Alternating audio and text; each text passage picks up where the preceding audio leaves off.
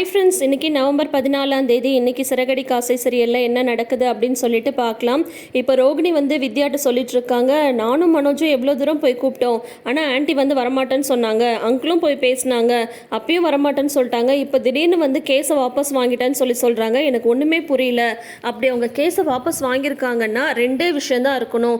ஒன்று, அவங்கள எதுக்காவது பார்த்து பயந்துருக்கணும், யாராவது மிரட்டிருக்கணும். அப்படி இல்லைன்னா அவங்களுக்கு அதில் ஏதாவது ஒரு லாபம் இருந்திருக்கணும். அப்படி இல்லைன்னா என் மாமியார்லாம் கேஸை வாபஸ் வாங்க வாய்ப்பே இல்லை அப்படின்னு சொல்கிறாங்க. அப்போது இப்போ அந்த பிரச்சனைலாம் தீந்துருச்சுன்னு சொல்கிறேன். அப்போ இன்னிலேருந்து முத்துக்கும் மீனாக்கும் ஒரே ரொமான்ஸ் தான் இல்லை அப்படின்றாங்க வித்யா. நான் என்ன சொல்லிட்டு இருக்கேன், நீ என்ன பேசிட்டு இருக்க அப்படின்றாங்க. சரி சரி, நீ போட்ட பிளான் ஒன்று, ஆனால் நடந்தது எல்லாமே ஒன்று. இப்போ முத்துவும் மீனாவும் வீட்டை விட்டு போக மாட்டாங்க. இப்போ என்ன பண்ண போற, இந்த சிட்டி வேற மிரட்டிட்டு இருக்கானே அப்படின்னு சொல்லிட்டு இருக்கும் போதே கரெக்டாக சிட்டிட்டு வந்து ஃபோன் வருது. அந்த சிட்டி தாண்டி கூப்பிட்றான் அப்படின்னதும், ஓ ஒருவேளை அந்த பிஏ புட்டுக்கிட்டானா என்னன்னு தெரில, ஃபோன் எடு அப்படின்றாங்க வித்யா. ஃபோன் எடுத்து ஸ்பீக்கரில் போடுறாங்க. அப்போ சிட்டி பேசுகிறாங்க. என்ன ரோகிணி, நான் சொன்னது என்னாச்சு அப்படின்னு சொல்கிறாங்க. எனக்கு கொஞ்சம் டைம் கொடுச்சிட்டி அப்படின்னு இவங்க கேட்க, டைம் எல்லாம் கொடுக்க நேரம் இல்லை, ஏன்னா நீ லேட் பண்ணுற ஒவ்வொரு நிமிஷமும் இந்த பிஏவோட உயிருக்கு தான் ஆபத்து. அதுக்கப்புறம் அவனுக்கு ஏதாவது ஆயிடுச்சுன்னா நான் போலீஸில் உன் பேரை சொல்லிட்டு போயிட்டே இருப்பேன் அப்படின்றாங்க. ஏற்கனவே கண்டிஷன் ரொம்ப மோசமாக இருக்குது, சீக்கிரமாக நான் கேட்ட பணத்தை கொடுக்க பாரு அப்படின்றாரு சிட்டி. உடனே சரி சரி நான் ஏற்பாடு பண்ணுறேன் அப்படின்றாங்க. இவன் வேற இந்த மாதிரி மிரட்டிட்டு இருக்கான், ஆன்ட்டி வேற இந்த மாதிரி பண்ணியிருக்காங்க, எனக்கு என்ன பண்ணுறதுன்னு ஒன்றுமே புரியல. இப்போது நான் நினச்சது எல்லாமே இப்போ ஃபெயிலியர் ஆகிடுச்சு அப்படின்னு சொல்லிட்டு யோசிச்சுட்டு இருக்காங்க ரோகிணி. இங்கே விஜயா சரி நம்ம வீட்டுக்கு கிளம்பி போயிடலாம் அப்படின்னு சொல்லிட்டு பேக்கோட கீழே இறங்குறாங்க. குடும்பத்தோட மீனாவோட ஃபேமிலி நிற்கிறாங்க முத்துவோட. சும்மாவே எகத்தாலும் பேசுவாங்க விஜயா. இப்போ மீனாவோட ஃபேமிலி மன்னிப்பு கேட்க வந்திருக்காங்க. சும்மாவா இருப்பாங்க. அவங்க அம்மா கேட்குறாங்க, எங்களை மன்னிச்சிடுங்க சம்மந்தி, உங்களை பார்க்க தான் வந்தோம் அப்படின்றாங்க. ஏன் இன்னும் நான் நல்லா தான் இருக்கேனா அப்படின்னு பார்க்க வந்தீங்களா அப்படின்னு சொல்லிட்டு ஆரம்பிக்கிறாங்க. இல்லை சம்மந்தி, என்ன இருந்தாலும் சத்யா பண்ணது தப்பு தான், அதை சரின்னு எப்போவுமே நாங்கள் சொல்ல மாட்டோம். ஆனால் நீங்கள் பெரிய மனசு பண்ணி இந்த கேஸை வாபஸ் வாங்கி அவனோட வாழ்க்கைக்கு விலக்கேற்றி வச்சுருக்கீங்க. அதனால் உங்களுக்கு நாங்கள் எப்போவுமே நன்றி கடன் பட்டிருக்கோம். அவன் பண்ண தப்புக்கு மன்னிப்புன்னு கேட்குறத தவிர வேறு என்ன பண்ணுறதுன்னு எங்களுக்கு ஒன்றும் புரியல அப்படின்னு சொல்கிறாங்க. இது என்ன தெரியாமல் பண்ண தப்பா, தெரிஞ்சே பண்ணியிருக்கான். நடு ரோட்டில் என்னை தள்ளி விட்டுட்டு ஹேண்ட்பேக்கை பிடுங்கிட்டு போயிருக்கான், எனக்கு ஏதாவது ஆயிருந்தா அப்படின்னு சொல்லிட்டு கேட்குறாங்க விஜயா. உடனே சீதா சொல்கிறாங்க, அது அவன் இன்னொருத்தவங்க தூண்டி விட்டு தெரியாமல் தப்பு பண்ணிட்டான் அத்தை அப்படின்னு சொல்கிறாங்க. ஆமாம், தூண்டி விடுறதுக்கு இவனா சின்ன பையனா, ஏன் இவனுக்கு அறிவு இருக்காதா அப்படின்றாங்க. முத்து சொல்கிறாங்க, இதை பாருங்கள், இப்போ நான் உங்களுக்கு மகனாக வரல, இந்த வீட்டுக்கு மருமகனாக வந்திருக்கேன் அப்படின்னதும் உன்னை பார்வதி இவன் என்னைக்கு எனக்கு மகனாக இருந்திருக்கான் அப்படின்னு கேட்குறாங்க. உன்னை முத்து சொல்கிறாரு, இவங்க என்னைக்கு எனக்கு அம்மாவாக நடந்துட்டுருக்காங்க அத்தை, நான் இப்போ அதெல்லாம் பேச வரலத்த, சத்யா பண்ணதை எப்போவுமே ரைட்டுன்னு நாங்கள் யாரும் சொல்ல மாட்டோம்.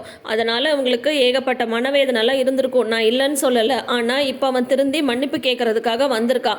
டேய் சத்யா, நீ மன்னிப்பு கேளு அப்படின்றாங்க அவங்க அம்மா. அப்போ ஆண்டி, நான் பண்ணது தப்பு தான், தெரியாமல் பண்ணிட்டேன், என்னை மன்னிச்சிடுங்க அப்படின்னு சொல்கிறாங்க. நீங்கள் என்னை பெரிய மனசு பண்ணி நீங்கள் கேஸை வாபஸ் வாங்கினதுனால தான் இப்போ என் வாழ்க்கையே தப்பிச்சிருக்கு, இல்லைன்னா என் மேலே கேஸ் வந்திருந்தால் என் படிப்பு எதிர்காலம் எல்லாமே வீணாக போயிருக்கும். ரொம்ப ரொம்ப நன்றி ஆண்டி, என்னை மன்னிச்சிடுங்க அப்படின்னு சொல்லிட்டு கேட்குறாங்க சத்யா. அதுக்கு அவங்க பதிலே பேசுறதில்ல. உன்னை முத்து சுதாரிச்சிடுறாரு.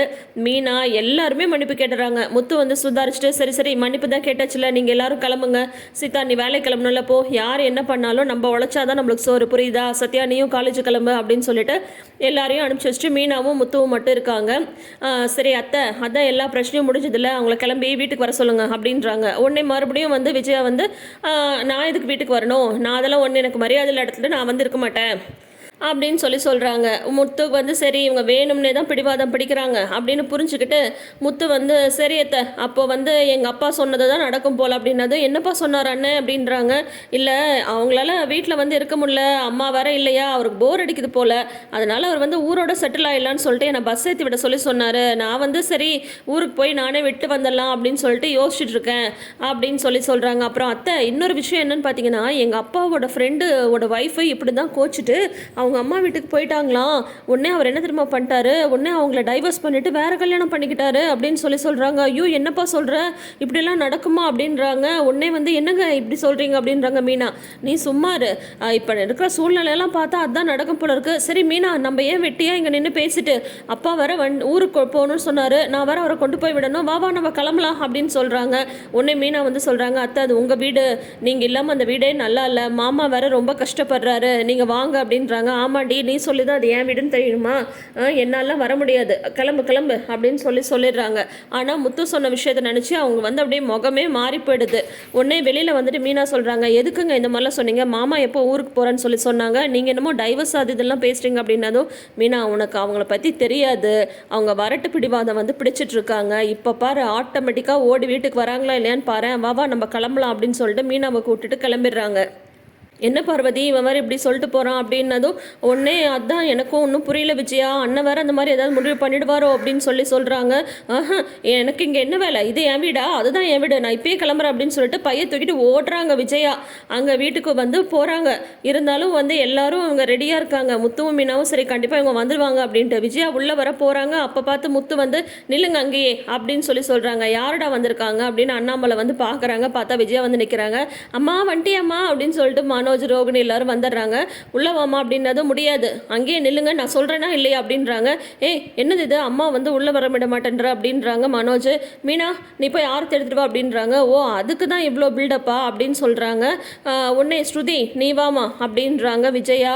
ஆமாம் ஏன்னா தனியாக ஆரத்தி எடுக்கக்கூடாதுல்ல, அதனால தான் எல்லாரையும் கூப்பிடுறாங்க, எல்லாம் 3 பேரும் சேர்ந்து ஆரத்திடுங்க அப்படின்னு சொல்கிறாங்க. அதுக்கப்புறம் வந்து 3 பேரும் சேர்ந்து விஜயாவுக்கு வந்து ஆரத்தி எடுக்கிறாங்க. மறுபடியும் விஜயா உள்ளே வர போகும்போது நில்லுங்க அப்படின்றாங்க. எல்லாருக்கும் சொல்லுவீங்க, நீங்களும் வலது கால் எடுத்து வச்சு வாங்க அப்படின்றாங்க. ஆமாம் இப்போ தான் உங்கள் அம்மா வந்து கல்யாணம் பண்ணி வராப்பாரு வலது கால் எடுத்து வைக்கிறதுக்கு அப்படின்றாங்க.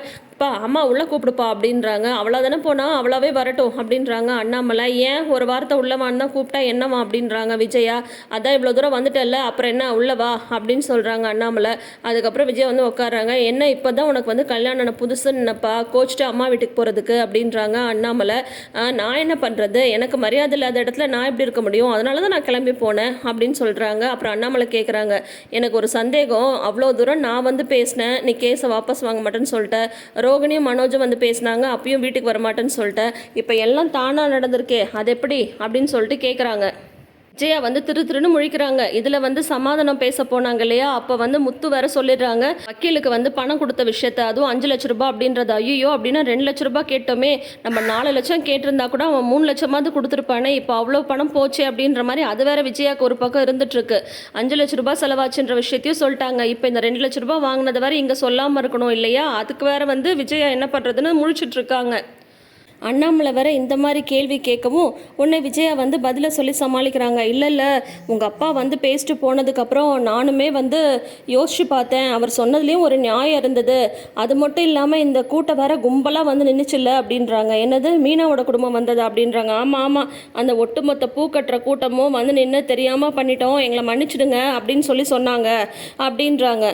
உடனே முத்து சொல்கிறாங்க, நாங்கள் வர்றதுக்கு முன்னாடியே நீங்கள் வந்து கேஸை வாபஸ் வாங்கிட்டீங்களே அப்படின்னு சொல்கிறாங்க. அதான் சொல்கிறேன், உங்க அப்பா வந்து பேசிட்டு போனதுக்கப்புறம் எனக்குமே சரி கேஸை வாபஸ் வாங்கிடலான்னு தோணுச்சு அப்படின்னு சொன்னதும், ஓஹோ அப்படியா, எப்போவுமே அப்பா சொல்கிறத கேட்க மாட்டீங்க, எந்த விஷயத்துலையாவது கேட்டிருக்கீங்களே அப்படின்னு முத்து வந்து சொல்கிறாங்க. ஆனால் ரோகிணிக்கு வந்து இவங்க ஏதோ மறைக்கிறாங்க, ஏதோ ஒரு விஷயம் நடந்திருக்கு, இல்லைன்னா இவ்வளோ சீக்கிரம் கேஸை வாபஸ் வாங்கி வீட்டுக்கு இவங்க வரல வாய்ப்பே இல்லைன்ட்டு ரோகிணியோட மைண்டில் அதுவே ஓடிட்டுருக்கு.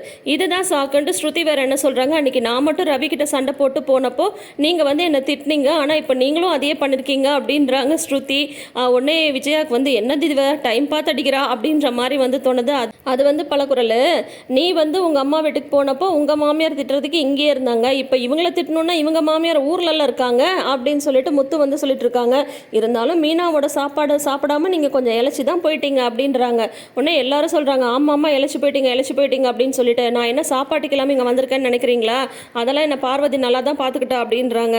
எது எப்படியோ மீனா சாப்பாடு சாப்பிடாம அம்மா வந்து இழைச்சி போயிட்டாங்க, ஆனால் அம்மா ஒன்று மட்டும் சொல்கிறேன், இனிமேல் நீங்கள் வந்து கோச்சிட்டு சண்டை போடுறதா இருந்தால் சண்டை போடுங்க, ஆனால் வீட்டை விட்டெல்லாம் போகாதீங்க, ஏன்னா நீங்கள் வந்து இழைச்சா எங்களுக்கெல்லாம் கஷ்டமாக இருக்குல்ல அப்படின்ற மாதிரி முத்து வந்து சொல்கிறாங்க. உடனே அண்ணாமலையும் கூட சேர்ந்து கிண்டல் பண்ணுறாரு.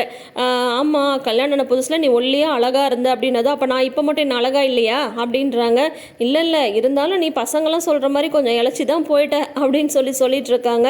இந்த மாதிரி இங்கே கலாட்டா நடந்துட்டு இருக்கும்போது தொடரும் போட்டுடுறாங்க. அப்புறம் நாளைன்னு காட்டுறாங்க. அதில் வந்து பார்த்தீங்கன்னா எப்படியாவது ஆன்ட்டி வந்து எதனால் வீட்டுக்கு திரும்பி வந்தாங்க, கேஸை வாபஸ் வாங்கினாங்கன்னு கண்டுபிடிச்சே தீரணுன்ட்டு பார்வதி வீட்டுக்கு வராங்க ரோகிணி. பார்வதிக்கு வந்து ஹெட் மசாஜ் பண்ணுறாங்க. பண்ணிக்கிட்டே வந்து எப்படியோ ஆன்ட்டி நல்லபடியாக வீட்டுக்கு வந்துட்டாங்க, அந்த கடவுள் தான் அவங்க மனசை மாற்றினாங்க அப்படின்றாங்க ரோகிணி. அதுக்கு பார்வதி வந்து என்ன சொல்லிடுறாங்க, கடவுள் எங்கள் மனசு மாற்றினாரு, அந்த வக்கீல் தான் வந்து 2 லட்ச ரூபாய் பணத்தை கொடுத்து மனசை மாற்றினாரு அப்படின்ட்டு உளறி கொட்டிட்டாங்க. இப்போ அந்த 2 லட்ச ரூபாய் அப்பாடா நமக்கு தேவையான பணம் கிடச்சிடுச்சுன்னு சொல்லிட்டு அதை எடுத்துகிட்டு போய் சிட்டிகிட்ட வந்து கொடுக்க போகிறாங்க. இப்போ இந்த விஷயத்த விஜயாட்ட சொல்லி கொடுங்க ஆண்டி, அந்த பணத்தை நான் வச்சுக்கிறேன்னு கேட்க போகிறாங்க.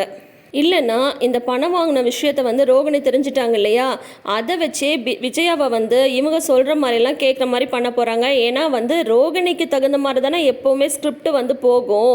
அப்போ வந்து இப்போ விஜயா பணம் வாங்கின விஷயத்த எவ்வளோ நேக்காக வந்து வாங்கிட்டாங்க பாருங்கள். இப்போ சிட்டி கொடுக்க வேண்டிய பணமும் ரெடி ஆகிடுச்சு. ஸோ டைரக்டர் வந்து எது எப்படியோ ரோகிணிக்கு ஃபேவர் பண்ணுறதை மட்டும் எப்போவுமே நிறுத்த மாட்டார் அப்படின்றது இதுலேருந்தே நல்லா தெரிஞ்சிடுது. ஏன் தான் இவ்வளோ அவங்கள ஒரு கேரக்டருக்கு ஃபேவராக மட்டும் ஸ்டோரி போகுது அப்படின்றது தான் தெரில. இதில் வந்து விஜயா வந்து கண்டிஷன் வேற போட்டுடுறாங்க, நான் என்ன தான் வீட்டுக்கு திரும்பி வந்துட்டாலும் மீனா இங்கே இருக்கிறத பற்றி எனக்கு பிரச்சனை இல்லை, ஆனால் அவங்க வீட்டிலேருந்து இனிமேல் யாருமே இங்கே வரக்கூடாது அப்படின்னு வேற சொல்லிட்டாங்க. ஸோ அது என்ன நடக்க போகுதுன்றதையும் நம்ம வெயிட் பண்ணி பார்ப்போம். தொடர்ந்து அப்டேட்ஸ்க்கு சேனலை சப்ஸ்கிரைப் பண்ணிக்கோங்க, நோட்டிஃபிகேஷன் பெல் ஐக்கானில் ஆல் சிம்பிள் கிளிக் பண்ணிக்கோங்க. தேங்க்யூ.